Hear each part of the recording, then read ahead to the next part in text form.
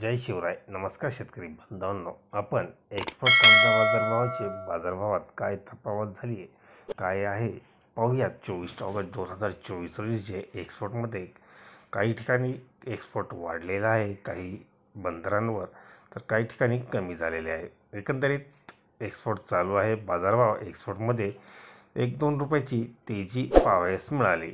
आता मेहंदीपूर बॉर्डरवर एक्सपोर्ट 18 गाड्या झाल्या होत्या. त्याला बाजारभाव नाशिक मीडियम मोठ्या मालांना 105 रुपये, नाशिक मीडियम 105 रुपये, नाशिक गोल्टा मीडियम 106-107 रुपये, नाशिक गोल्टा 105, MP 102 रुपये, MP गोल्टा 103 रुपये, MP गोल्टा गोल्टी 100 रुपये असा बाजारभाव होता. तर हिली बॉर्डरवर 3 गाड्या आवक होती. बाजारभाव नाशिक गोल्टा गोल्टी 103 रुपये, MP गोल्टा गोल्टी 102 रुपये असा बाजारभाव होता.